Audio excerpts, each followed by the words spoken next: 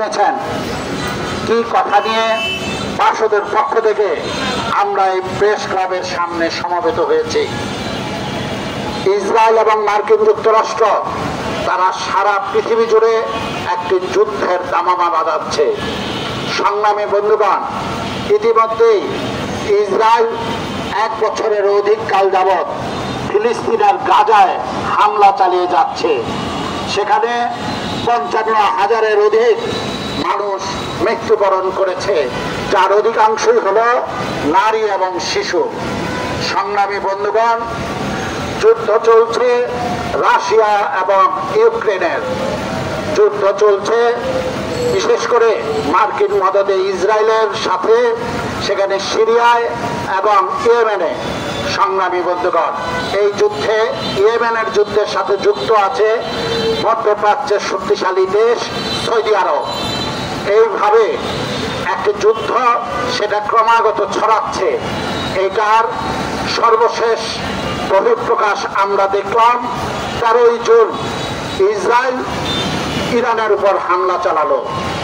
ইরানের সেখানে বিমান এবং ড্রোন হামলায় ইরানের রেভলিউশনারি গার্ডের প্রধান, ইরানের সেনাবাহিনীর প্রধান, ইরানের বিমান বাহিনীর প্রধান এবং বেশ কয়েকজন পরমাণু বিজ্ঞানী সহ 20 জন কর্মকর্তা প্রথম দিনের আক্রমণে নিহত হয়েছে। 13 তারিখ থেকে এই পর্যন্ত যে আক্রমণ চলছে, এই আক্রমণে আমরা আন্তর্জাতিক সংবাদ মাধ্যমে যা জেনেছি 3 শতাধিক মানুষ সেখানে ইরানে মৃত্যুবরণ করেছে।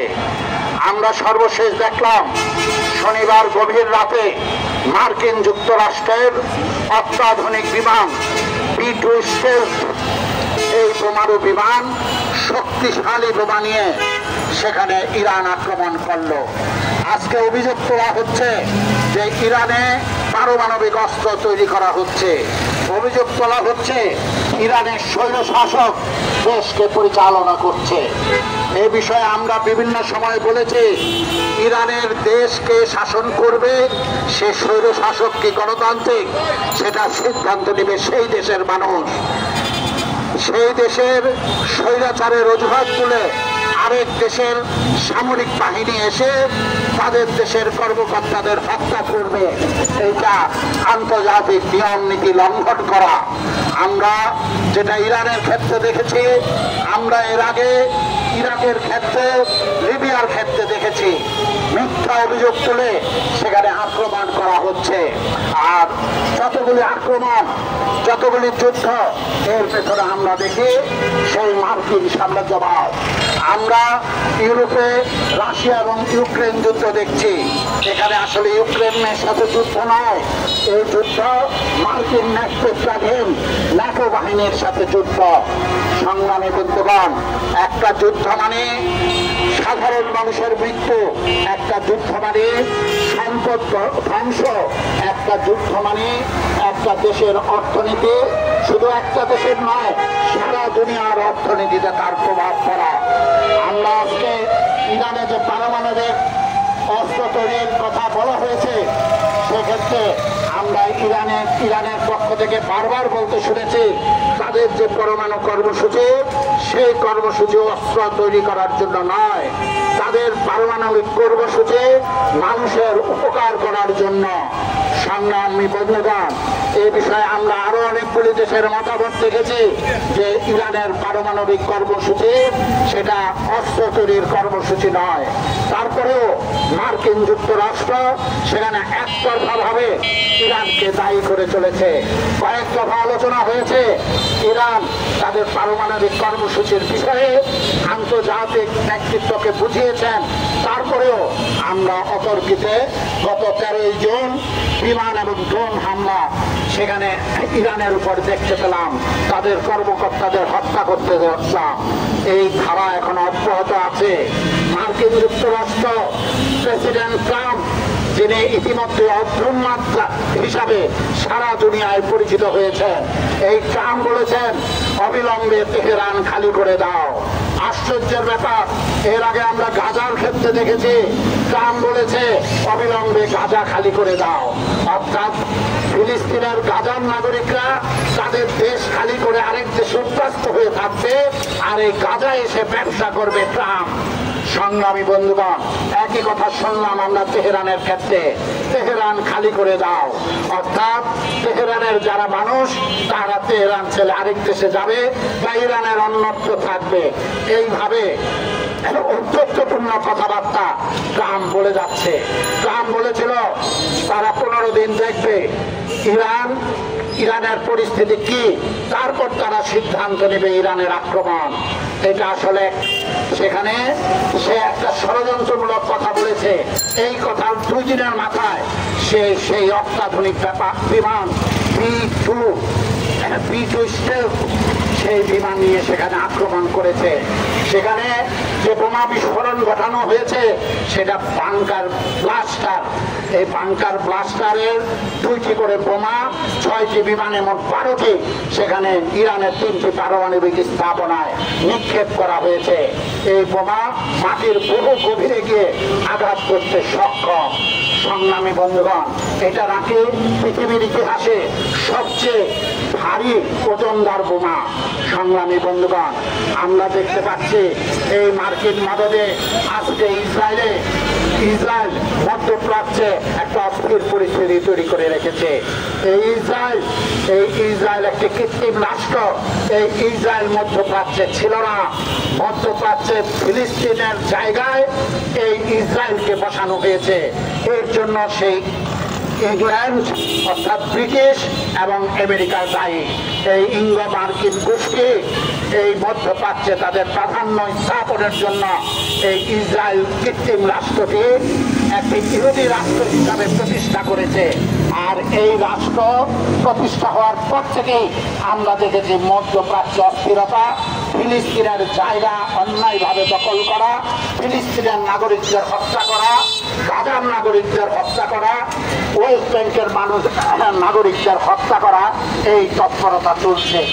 এর বিরুদ্ধে সারা পৃথিবীর মানুষ সোচ্চার। সেই পরিস্থিতিতে আবার ইসরায়েল ইরানকে আক্রমণ করলো। সংগ্রামী বন্ধুগণ, আমরা এই সমাবেশ থেকে এই হামলা অবিলম্বে বন্ধের দাবি জানাচ্ছি এবং ইসরায়েলের নেতানিয়াহু তার বিরুদ্ধে আন্তর্জাতিকভাবে ব্যবস্থা নেওয়ার দাবি জানাচ্ছি। এর উপর হামলা চালিয়েছে ইরানের সামরিক কর্মকর্তা, সর্বোচ্চ সামরিক কর্মকর্তা, এবং সেখানে পরমাণু বিজ্ঞানীদের টার্গেট করে হত্যা করেছে। তারা ইরানি নেতা খামেনিকে হত্যার হুমকি দিচ্ছে। সংগ্রামী বন্ধুগণ, আর এই ইসরায়েলকে মদদ দিয়েছে মার্কিন যুক্তরাষ্ট্র। আমরা গত 1 বছর অধিককাল যাবৎ দেখছি ফিলিস্তিনের গাজায় মার্কিন মদদে ইসরায়েল গণহত্যা সংগঠিত করছে। ইতিমধ্যেই সেখানে 55,000 মানুষ মৃত্যুবরণ করেছে, যারা নারী এবং শিশুর সংখ্যাই বেশি। সংগ্রামী বন্ধুগণ, এমন একটি গণহত্যা আজকে ইরানের উপর নামিয়ে এনেছে। সংগ্রামী বন্ধুগণ, আমরা পরিষ্কার বলতে চাই, ওই অর্ধন্মাদ ট্রাম্প, এই ট্রাম্প ক্ষমতায় আসার পরে সারা দেশে সারা দুনিয়ায় এখন দ্বিতীয় বিশ্বযুদ্ধ পরিস্থিতি তৈরি হতে যাচ্ছে। বিভিন্ন জায়গায় যুদ্ধের উন্মাদনা তৈরি হচ্ছে এবং যুদ্ধ সংগঠিত হচ্ছে। আজকে মধ্যপ্রাচ্যে সেখানে যে প্রাকৃতিক সম্পদ, তেল, গ্যাস, তার উপর কর্তৃত্ব স্থাপনের জন্যই মার্কিন যুক্তরাষ্ট্র ইসরায়েলকে দিয়ে হামলা চালিয়েছে এবং নিজেরা অত্যাধুনিক বিমান সহযোগে সেখানে পারমাণবিক স্থাপনার হামলা চালিয়েছে। সংগ্রামী বন্ধুগণ, আমরা এই বিষয়ে স্পষ্ট বলতে চাই, ইরানের পারমাণবিক স্থাপনা বা পারমাণবিক কর্মসূচি, ইরানের শাসন, সে বিষয়ে সিদ্ধান্ত নেবে ইরানের জনগণ। মার্কিন যুক্তরাষ্ট্রের কোনো অধিকার নাই, ইসরায়েলের কোনো অধিকার নাই ইরানে প্রবেশ করে ইরানের নেতাদের, কর্মকর্তাদের হত্যা করা। এটা আন্তর্জাতিক নিয়ম নীতির চরম লঙ্ঘন। আমরা এই ট্রাম্পকে বলতে শুনছি যে তেহরান খালি করে দাও, তেহরান থেকে সমস্ত নাগরিক সরিয়ে দাও। এর আগে আমরা ট্রাম্পকে বলতে শুনেছি, গাজা খালি করে দাও, গাজা থেকে সমস্ত নাগরিক আরেক দেশে নিয়ে যাও, গাজায় আমার ছেলে ব্যবসা করবে। এইভাবে ট্রাম্প মার্কিন যুক্তরাষ্ট্র এই মধ্যপ্রাচ্যে ইসরায়েল একটি জায়নবাদী রাষ্ট্র গঠন করেছে। মধ্যপ্রাচ্যে মার্কিন, ইউরো মার্কিন এবং এই ইউরোপিয়ান গোষ্ঠী, সাম্রাজ্যবাদী গোষ্ঠী তাদের প্রাধান্য বিস্তারের জন্য। আর এর প্রতিবাদী কণ্ঠ ছিল ইরান। আজকে ইরানের কণ্ঠ স্তব্ধ করার পায়তারা করা হচ্ছে। আমরা অবিলম্বে এই হামলা, এই যুদ্ধ বন্ধের আহ্বান জানাচ্ছি। আমরা দাবি করছি ওই জায়নবাদী রাষ্ট্র ইসরায়েলকে জাতিসংঘ থেকে বহিষ্কার করতে হবে। আমরা দাবি করছি ওই গণহত্যাকারী নেতানিয়াহুকে বিচারের আওতায় এনে ফাঁসি দিতে হবে।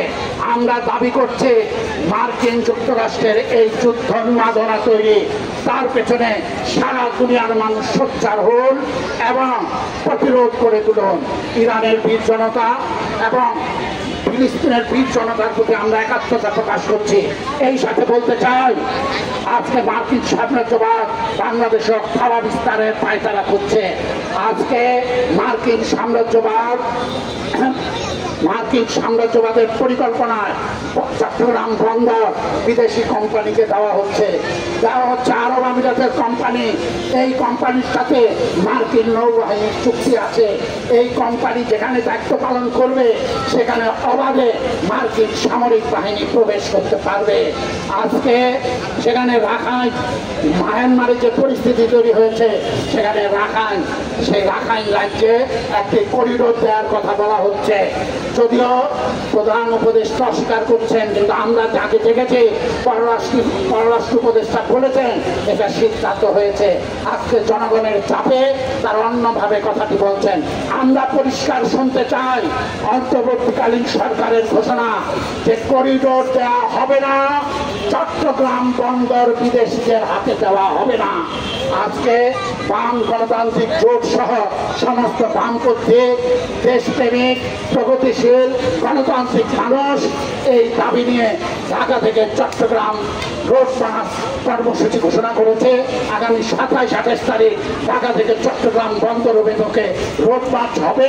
নারায়ণগঞ্জে 27 তারিখ সকাল 10টায় চিটাং রোড এবং সকাল 11টায় মোগরাপাড়া চৌরাস্তায় সেই রোড মার্চকারীরা সমাবেশ করবে। আপনারা সেই সমাবেশে অংশ নেবেন, রোড মার্চ সফল করবেন। রোড মার্চের সমর্থনে বাম গণতান্ত্রিক জোট এবং সেখানে সাম্রাজ্যবাদ বিরোধী দেশপ্রেমিক জনতার ব্যানারে নারায়ণগঞ্জ শহীদ মিনারে সমাবেশ হবে। সেই সমাবেশে আপনারা অংশগ্রহণ করবেন।